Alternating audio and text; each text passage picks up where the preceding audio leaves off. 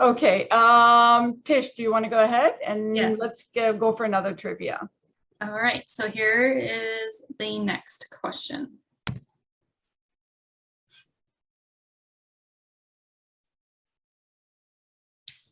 Ryan, that was fast. That was fast. All right, Ryan, congratulations. Starbucks, Amazon, what would you like? All right, Amazon for him. How about one more? One more, okay. Those who already won, kind of hold your hands to yourself a little bit. Okay, here is the next one.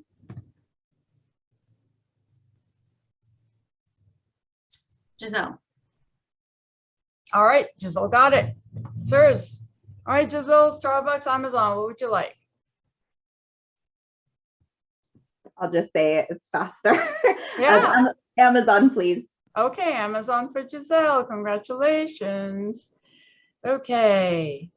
So I know that it's a lot, that we've given you a lot of material, and the document has a lot of objectives and some blanks and tasks and measures. So we just wanted to check in to see how the groups were doing, if you would like, if there was something that you'd like to share out, if there were any concerns with Fred. Yeah, I don't know what's going on. You may want to kind of log off and come back in maybe. And so we just wanted to check in with all of you and see what your thoughts were, even about this process of how we're doing this, because I mean, it's our first time. We don't know. I've never done this over Zoom. I don't know what the best way would be. So we're just, trying our best with what we can think of, but we're open to suggestions. Well, I think speaking for our group, which was the campus group, we just struggled a little bit with, how in the weeds to get with specific things a little bit. We got, we spent a lot of time thinking about the male enrollment numbers and kind of got, we thought about it. I don't want to say we got hung up on it, but but Yeah. We got about maybe less than half of the way through all the goals. And that's fine. We figured that that was going to happen.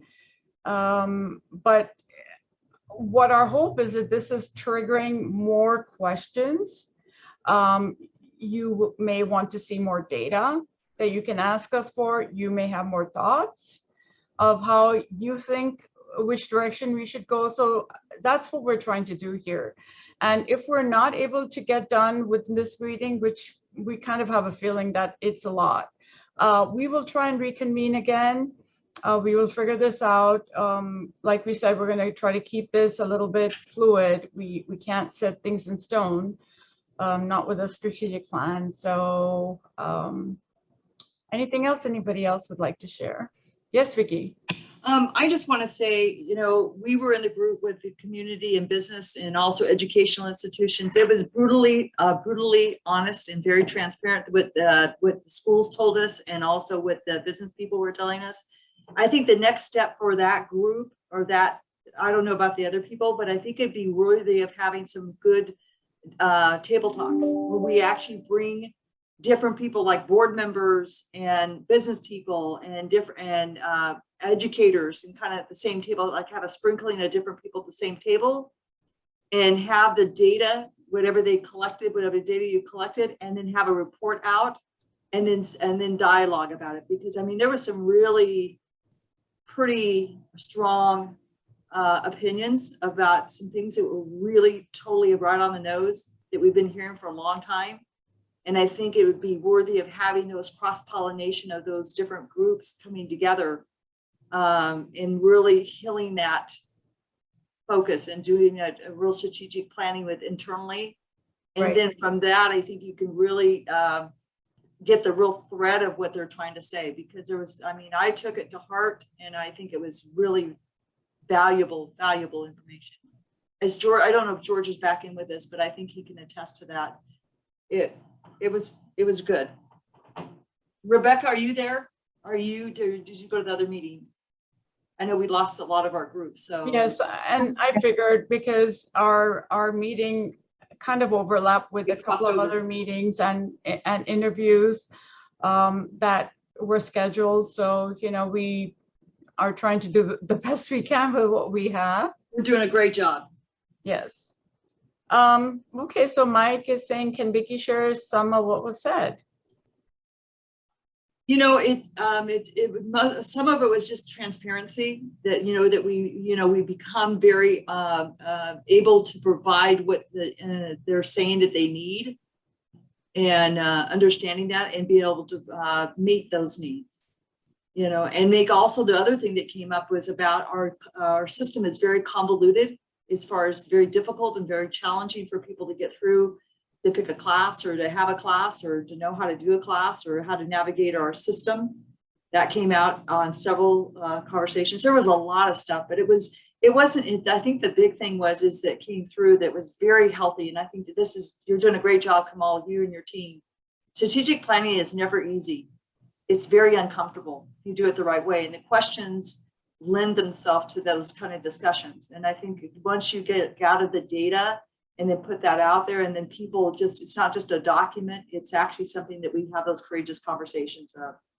So anyway. Yeah, what I'm hoping that comes out of this is, as you look at what data we're sharing, as you look at the different documents, as you start talking with each other, you ask more questions, you ask for more data that you want from us, to be able to come to some kind of, you know, if you're trying to come to a conclusion about a measure that you'd like to put in, or you'd like to see, or how would you, or the actions that you would take, what additional things do you want to see from us? What can we provide to you to come up with those?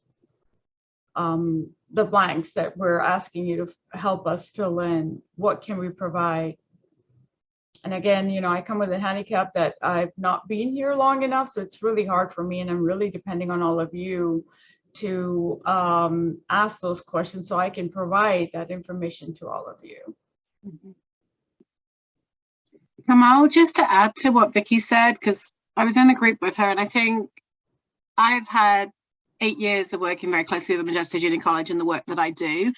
But a lot of what came out of the group conversations was really about competitive advantage. And I'm just going to give you an example. Sarah brought it up, Noguchi, and she went and said, you know, when she was up in Sacramento, you had multiple community colleges within a very close proximity to work together. And you were competitive because you don't want Twin Rivers if you're consuming, and vice versa. So they are working in that competitive nature. Where we are down here, there is a respectfulness between San Joaquin and Delta, yourselves and Merced, about almost like this is our territory, kind of, we deal with San Jose County. But what is missing is that competitiveness of like, how do I become competitive? And as the world goes with more and more virtual learning as well, that competitive advantage of how do you remain ahead of the group is truly the piece that was kind of coming out of like part of our conversations, was how do you remain competitive? You know, there's the books about, you know, good and better, good and greater, and how do we transform and how do we shape? And sometimes these buses may not be comfortable, it may not be the right bus, or I might be just changing where I'm sitting on the bus. But as you look going down that strategic vision, it's like, which direction are we really going? And how do we remain competitive in a field that is changing? And you're going to see boundaries go. We're looking at this internally, even from professional development for our people and our internal learning and development team. Like, how do we remain competitive, but how do we also meet the needs as people go around? And I have the conversation about contract ed and costs of contract ed compared to competitors. And how do you remain competitive, but not be seen as it's just the same old way that's always been? And that was a lot of the conversation that came out. And just transparency about relationships and building those relationships and really understanding what everyone brings and functioning together in partnership rather than competition as we go through. Thank you, Rebecca. I think that's valuable. And, you know, that's why I tried to share some data with our neighboring colleges, Merced and Delta, if those of you who were here last time, if you remember. I try to share some data, and I also try to share how San Joaquin Delta is overtaking us in everything, and with respect to student success, with respect to enrollments, with respect to FTS. They were smaller, and last couple of years they have grown much larger. And what does that mean for Modesto Junior College? And do we look at them as a competition, or what do we look at them as? Do we look at them as a college complementing us? I don't know. I don't know how you all look at that. The student success team, is anybody here who would like to say anything or share your thoughts about how do you view other colleges around the area? Angelica, Jose, anybody? I'll say something really quick since you mentioned Angelica, and we're on this topic about the enrollment process. It is something that came up in our first meeting from one of the community members, as well as some of the staff that work here, faculty trying to help their children or someone enroll and get registered in a class, and saying it's very, difficult or challenging. And so we spoke with, or we connected with Angelica about, the process is relatively similar, but the presentation does have a lot to do with it. And so I don't know if she wants to share any information on that. But I think that is something that that has been an issue. I mean, I was part of the financial aid, I was a financial aid recruiter previously. And so we, as we came up with student success and now working on that, that's one of the things that we try to help students with, see the whole picture, because it's very fragmented and they do get lost. Thank you. Thank you, Luda. Jonathan. Jonathan? Yeah. Yes, thank you. What we were just talking about earlier, the male enrollment, the decrease, they keep decreasing, right? Well, the thing is, I have a friend from LinkedIn, they're doing a survey, they're on the first page, and they're doing this, where are those students? Where are the males students? Why they didn't go back after the surge of pandemic?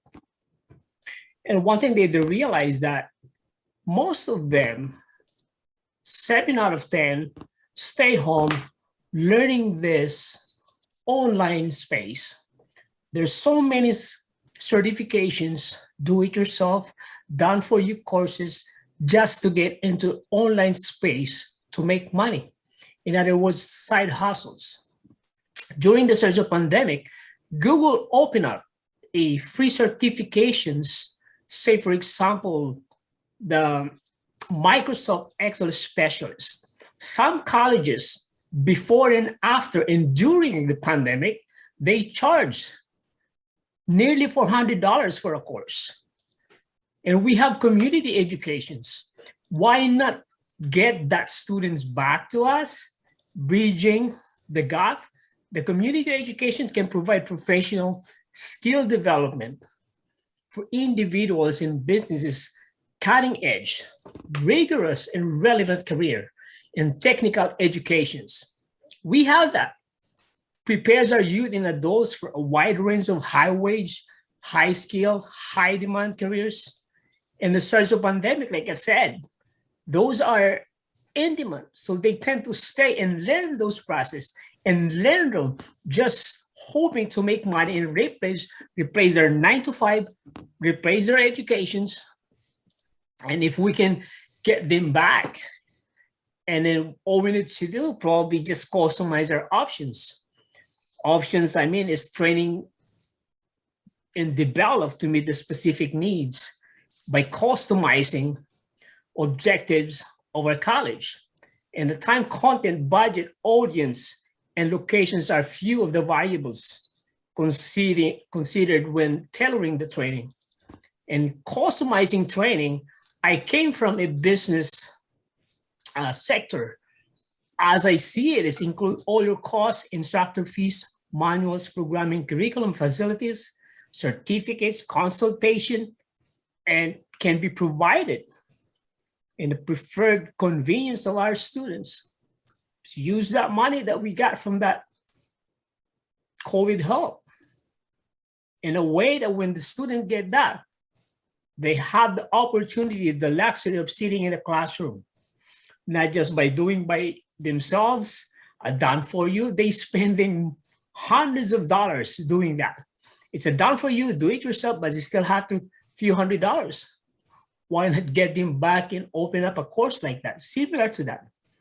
And as you can see, just open up the Google. There's a lot of free certifications right now that individuals, those male dominating tech industry, they're learning, using the time. They're learning those process. And why can we use that to welcome and re-entry process for our students that we lost, 20.5%. That's all my input. Thank you, Jonathan. And Halika, I know that some were calling upon you, so just seeing what your input was. Hi, everyone. So there's been a lot of good conversations. The session that I was in prior to this, George had made a comment that some of the information was hard to hear, kind of like a bitter pill to swallow. We've tried to streamline processes for students and make things easier, but for some reason there's a reason, for whatever the reason is, it's not translating as it being accessible and readily available to students. And so I think we have some work to do there. Elida had mentioned a couple other colleges, and based on the information that you shared, Kamal, where I've kind of tried to go through their process to see what the procedures are like. And so definitely in the way that we display information to students, the way they access it on the website. So if we're not out at their high school, and if they're not walking through the process with someone from MJC, then the way we are delivering it front facing to them is not in a digestible manner, where I think we need to revisit some of the language that we're using. We need to revisit the way we're displaying the information. But I think that a lot of the pieces are there behind the background. And I think it's just a manner of revisiting all of that as we go through this process.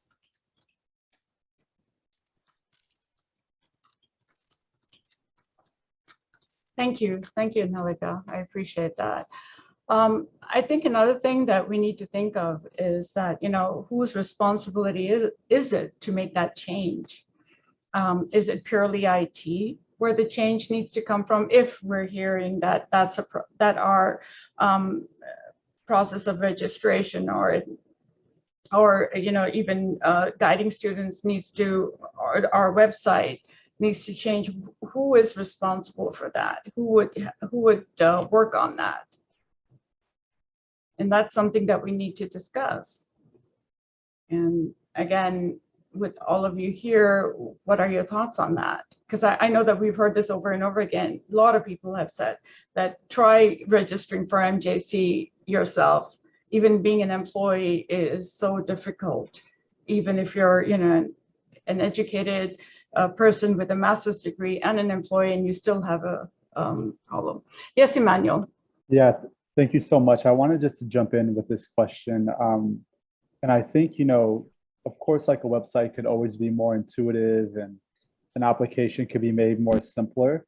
But I think a lot of it has to do just with like pure customer service, right? Like it's if we know that students need assistance and they apply at a higher rate when someone from MJC is on campus or assisting them apply, then like customer service would inform us that investment should go to that, right? So it's like this focus, or I don't want to say a refocus, because I do think that MJC does care about students and their satisfaction, but it's this prioritization of student support and also like student satisfaction throughout every process and their time at MJC. So whether it's application, whether it's their courses, whether it's professor evaluation, like every day, every couple of days, they're interacting with the institution, and there's many touch points. So getting data on those touch points and their satisfaction of it, I think, is really critical for getting to know student sentiment and what's happening and this sense of apathy towards education. Yeah, I just wanted that out there. Thank you. Thank you, Emmanuel. That's very, very helpful.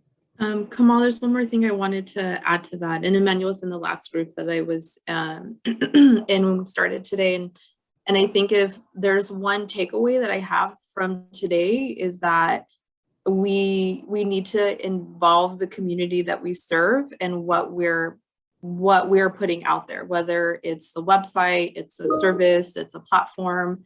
We need to involve others, community that are going to be using these tools and resources that we make available. Because I think oftentimes, you know, for better or for worse, we decide to move forward with a change, and you know, we make that change locally, and we try to extend the arm, you know, across the way to include other folks on campus to get different perspectives, but we're missing the external community perspective. And again, you know, that if there's anything I'm taking away from today is if we're not involving the members of the community in the service or resource that they're using, then to them, then it's for naught. We, you know, then, you know, how do we know that it's really going to work for them? So, you know, I like that we have the community members as involved in this plan. So if we can use that framework and apply it to other areas of the campus and other things that we're doing, then I think that would be a positive change overall and help shift some culture here at the college. Thank you, Annalika. That is really true. And also, I think one thing we need to start thinking of is who takes that responsibility of doing that. You know, is this something that we just wait for somebody to do that for us, or do we reach out ourselves in the positions we are and start making this happen? Because I know many of us don't feel empowered to do that. So what can we do to make ourselves feel empowered to do that? Or what do we need to do to make others feel empowered to do that? And that's something also we need to put out in our plan. Because we're talking about people who are going to be those people who are going to make this happen, right? So the plan is not only about the objectives and the measures and the results, but who is going to do that? Who is taking charge? Who is taking the leadership role for each objective, for each, for ensuring that we work towards those measures that we're putting out there. And it cannot just be one or two people. So that's something that we all need to think through a little bit more. And if we don't feel empowered, then what is stopping us? What is the barrier that is making us feel that we don't have that ability to do that, or we don't feel that it is our job, or we don't feel like we can? So I think those are important discussions to have as well, because again, we don't want to make this just a document that's sitting on a shelf. We want to make this something that actually we can act upon. And that is why we're trying to get everybody's involvement to understand that if we can take the time to put together a plan that makes sense to all of us, and we at least have a roadmap. And of course, it's, again, we're making it dynamic, it's open to change, but you know, at least we have some framework to work with. So I just wanted to again check, yes, somebody else has their hand up, Elida? And Perez, yes. Yes, I think Leticia had her hand up first, so I'll let her go. And then Okay, I'll go. yeah, please. Thanks, Ellie. We were both in the same team, so I don't know if you're going to say the same thing that we discussed in our team, but we did talk about developing a team that kind of is an accountability team that's going to ensure some of these things that we're talking about that we need to see change and happen, to change the culture, to change, what's not working, to improve numbers. We need that team. We need someone that's going to do that. We discussed how MJC seems to be very reactive. We react to issues instead of being proactive. Personally, this is the first team, this is the first committee I have been part of. I've been here, in April will be 6 years. And the reason why is because at the beginning, I was seeing all of these different groups and all these different committees that were being developed for different things and not seeing change. And so I didn't want to be part of that. I wanted to be part of a team that is going to see a need and is going to implement steps towards change, and it's going to happen. That's all I wanted to share. Thank you. It was going to be similar because we were on that same group. But it was that aspect that if we are bringing this up, then the group, we're hearing the different concerns that people have. And so I would hope that there would be those action items that would follow this. And I think that that's, what we talked about, is having like an advisory group, right? That just is kind of there to check back with whatever group is that area. Say that it was like a testing issue, a AB 705 issue, then that group is just kind of checking back with, the AB 705 task force, like, hey, where is this at? That way it doesn't get lost. And we also said that it should be like an annual review. That way it's not, 5 years and then nothing happened, but more annually so we could adjust. And so, yes, the plan is that not annually, but actually every term. So at the end of every term, we will be reviewing our plan. We will be seeing where we're at, what timeline had we given ourselves, and update that and share it out with the entire college community, including the board. That is the plan that's what we plan to do. So. Who is we? Kamal, could I say something? Yes, please. I just want to throw it out there, since we're having this conversation and accountability has come up and the need for, looking outward more and being less siloed. I wonder if folks think that our insane leadership turnover that we've had for the last 20 years at the college, if that has anything to do with that, or if that's maybe barking up the wrong tree. It seems like if maybe some of these things might be symptoms of sort of an inconsistent leadership structure at our college. And if that is the case, then that's a different, it's a different issue that calls for a different solution at the board level, I guess. But it's just a thought that occurred to me. I wonder what other folks think about that. I actually. Sorry, go ahead. Somebody. As a guy who's been here 32 years, and through 15 presidents, including the interims, it has almost everything to do with the situation we're facing. It's probably 80% of, I think Dr. Deming once said that 80% of an organization's problems are related to leadership. Well, when you add on to that the rotating revolving door, it probably is a higher figure. So yeah, that is true. What we have now, however, is a leader who's interested in making the changes necessary to get us back on the path. And clearly we need to get back on the path. So I think whatever we can put together through this process to get us there is really important.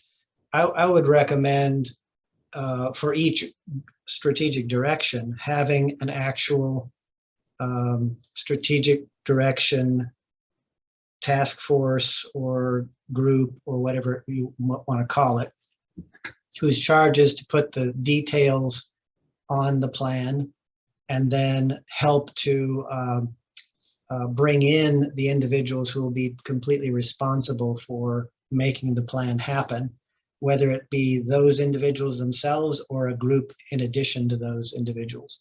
So not assigning, but asking for volunteers to take on the charge of making sure that that goal is put together well, has measurable objectives, and then how will we actually implement it? So finding those individuals through that process, I think, will be really helpful.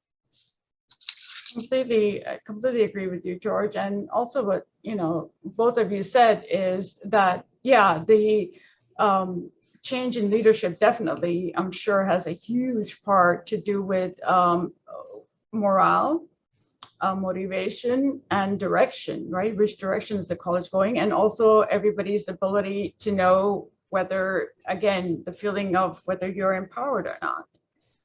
And so this is an opportunity for folks to speak up and say that what do they need? What resources do you need to what you had envisioned you wanted to those of you who've been here for a long time, you've had some aspirations, right? We talked about the aspirations, like registration process, issue for 20 years and beyond. That's an aspiration that needs to be fixed. So now we need to figure out, what do we need to do to have that fixed? Who should we empower to make that happen? Is it just one person, one department, or is it all of us together who needs to do this? And that's what I'm trying to ask. I mean, I would think so you're not asking that rhetorically. You're actually asking us to raise our hands and involve ourselves with these strategic directions? Yeah. Okay. I'm sorry, Jonathan had his hand up. So Jonathan, please go ahead. Thank you, Kamal. And after this, I'm just gonna shut my voice. I had 3 things in mind, and collaborating with all these strategic plans. And the second is it excites me. One thing that the first thing of the 3 is partnership for economic and workforce development. Strengthen the college capacity to respond to current and emerging labor market needs and to prepare students to compete in a global economy. And we can put into considerations the regional collaborations through multi-agency networks that I suggested during our breakouts. Then defining long-range economic and workforce trends. And the second one is system effectiveness. Like George said, he experienced 15 presidents, including the interns. Under the system effectiveness, we can improve system effectiveness through communications and coordinations, regulatory reform, and performance measurement. And we can put into considerations, right, analytical capacity for measuring success and leadership and professional development that enhance their whatever they want to be and whatever to go, right? And coalitions for a higher educations that we can put into considerations. And the third one is resource development. Provide enhanced resources and allocations methods to ensure high quality educations for all students. And we can put into considerations the resource diversification, funding for increased access in student success, resource optimization, fee policy and review. Maybe we can look at that. So 3 things: partnership for economic workforce development, system effectiveness, resource development. And we have those considerations that I mentioned, and you can put in that and look at it. That's my input. Thank you, Thank you Jonathan. so much. Thank you, Jonathan. And we do have quite a few students here. Those who are students, could you please raise your hand if you're listening? I know we have a few students here. Right. And so, yes, thank you. So these are our students who would be able to, they're here with us. We can use this opportunity to check with them on, their input and what do they feel, what barriers did they see while registering, or the other issues that they have or concerns that they have, and their input. So is there anything as students you would like to share? We don't want to put any of you on the spot. We just wanted to see if you'd like to. Maria? So I've been here since 2019, and I went through the two different changes of the registration. Personally, I had to watch the video first in order to register for the classes to make it more understandable for this new the update that it had. But I think it made it more easier to register for all of them at once. So that's a good thing. In a sense, for those new students that are coming by, encourage them to watch the video, because I was trying to enroll without even watching the video till somebody told me that it'll make it much more easier for them watching the video first and then doing the registration. So, but it was really easy to enroll and get their classes done. And plus the list where you have the classes. And I think there was also a little calendar, so you can see the dates that you had the classes for. So that also makes it a lot more easier. Thank you, Maria. That's very helpful. And yeah, exactly. And Helga, and that's the thing that, does it make sense for us to get more student input? And if that is so, then, how do we go about reaching out? And again, who takes the lead on that? So these are the kind of questions that we would like to ask. So our plan was to kind of go back and allow all of you to be able to further discuss your directions. At the same time, I want to be respectful of everybody's time. And I would like to get a general feel of, do folks feel that we can help you coordinate meetings just with your group that you've been discussing separately, so that we're not trying to get everybody on the same day in the same place, which is very, very difficult? Or do you think that this is something you could individually take those documents and give your own feedback? What do folks feel? Can some of you please help me?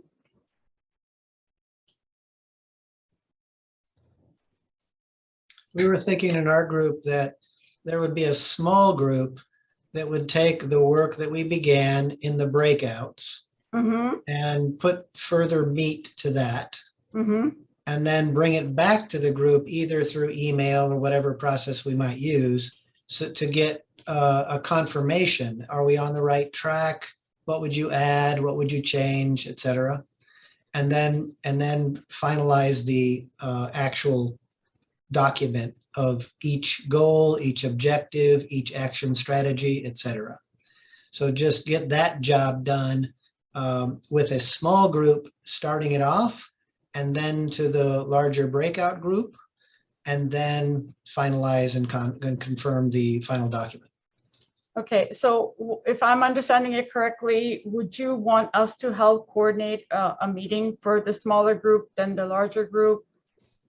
Yes, for the smaller group for sure, as to getting, filling in the blanks and massaging the language and doing all of those detail things. And then we could determine how to get the breakout group, in our case, it was community folks, back to the table, or just send it out to them via email for their review and comment. I'm not sure which would make sense, because we have some people that are probably not going to be able to get together too often to do that. Right. Okay. Okay. What about the student success group? What do you all think? For me, from my lens, from my perspective, I agree with George. See if we can get into some depth into our conversation with a much longer time frame, maybe 1 or 2 more meetings. I haven't checked in with the group as a whole to see how they feel, but I think it'll be very beneficial, very fruitful for us to have these conversations and then start building from there. Okay. So I don't know how other folks feel. Okay, so then you're hoping that, what I'm hearing is that we can help you get together your own group where you can have these discussions in much more, detail. And okay. And community, George has spoken for. What about college, faculty, deans?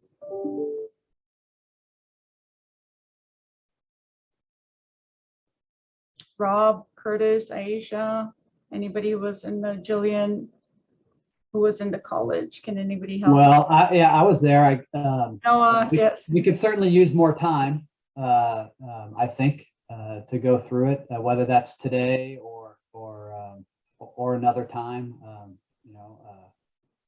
I guess I'm not sure where everybody else is feeling about it, but I felt like we were making progress. We were just kind of going slow. Our conversation kind of was wide ranging. Right. But good. Exactly. And I think we need to have these conversations, right? Wide ranging too, because we never get an opportunity to have those. So Aisha, what do you feel? I agree with Noah. It was productive, but I do think we need to get together again as a small group to keep. Okay.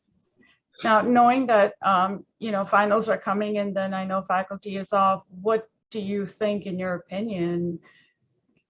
How do you feel like, when do you think you guys can get together? I don't know, again, because your group has faculty, so Yeah. I would need your help to understand what would be a time frame for you all to get together and discuss this. It's kind of funny because several of us had to bail to do a class and then came back for this part. Right. So, I mean, talk about form following function. I don't know. I think 2 smaller meetings would be better than 1 big meeting, and trying to chunk it up to specific areas as opposed to kind of trying to. I think we have like 4.5 or 4 more to go. That's a bit daunting by itself. It might be easier to do 2 shorter meetings. Noah says he's finished number 6 though. We're gonna have to read it. Yeah. I'll just copy paste it into the chat if you don't mind. No, Noah thinks he's finished number 6. Doesn't know how much work he has still. Is that something you think you can do in the next couple of weeks? Is it even possible for you all to have those meetings? Can we help with getting you all together for that? What's our time frame again, Kamal? Well, the thing is that the goal was to be able to put together kind of a draft of the plan by the end of this year. So next year we could start kind of sharing that document through the different participatory groups, get feedback, allow people to kind of look over it, provide their input, and then finally get it to the board by April. That was the plan. So, the sooner, if you're already in that mode and you've started off with it, I don't know if you want to continue with the momentum.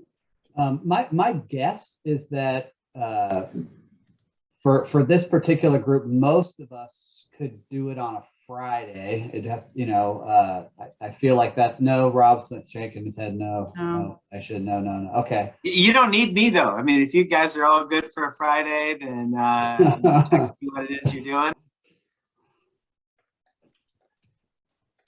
I'm reasonably open during finals week. That might not be true of other faculty because I give a sort of week for take-home exams, and that's going to be really different than probably what Noah does. Actually, finals week isn't too bad for me because all my final projects are all due this week, so I have a lot of grading next week. But that's it. So that makes me flexible. Can we try and squeeze in 2 little meetings next week or even this week sometime? Is it possible for those who are in college? So this week wouldn't be possible for me, but again, don't let it be me who stops people from getting together. But the last week of classes is jam packed. I thought it was amazing we found a time. This week is finals week tough. is way more open. What we'll do is we'll throw out a doodle poll and try to see how where most of you can get together and see if you can, at least get through the document, or if you have any additional information that you'd like to share. Will that be fair? So Kamal, I think you need to address this from what is the incentive here? Because I can see us getting together at Galetos in the back, all of us, and social distancing and having a person-to-person meeting while you fed us with food and wine. Well, I'm sure that can be arranged. That is open. No work would get done. Or is Speak for yourself. I mean, for those of you who are open to meeting in person, yes, that can be arranged. I mean, I'm sure the president would do anything to get this more attention. Now, More would attention. would it be, can the groups decide among themselves when they can meet and find a time? Yeah, absolutely. I mean, we just wanted to assist with coordinating that for you, since we just randomly put you guys together. We just didn't know who would want to take charge. But if you can on your own, absolutely, please, by all means. Can you send us the name of each of the groups, or Yes. did you send them already so that we can have them? Sure. And I think Jillian said she was in charge of our group. Okay, well then we will work with Jillian then. Okay, so those of you, is there anybody who would like to meet right now to continue their discussion, or do you all think that arranging for another meeting would be better? Within your own group would be better. I cleared out my calendar this afternoon. Like I had this meeting that went till 5. So It did go through 5 my and daughter's staying home from water polo today because of this meeting. So I'm ready to go for okay. another hour. Well, but I'm good too. College can continue to meet then, and you can get some more stuff knocked out if you'd like to. Since you all are still here, I would encourage you to go back and meet. Then we can go back to we can put you all into the breakout room again, and you can continue with your meeting since you did free up your calendar, and we're right here. I'd like to get people back into the group and then decide if we're going to take on a little bit more today, or to create a meeting space for another conversation. Sure, no problem. And we'll do that again. We can do that with student success too. Why don't you all meet and decide on how you would like to proceed and let us know. We're right here. Go ahead and open all the groups now. Yes, please.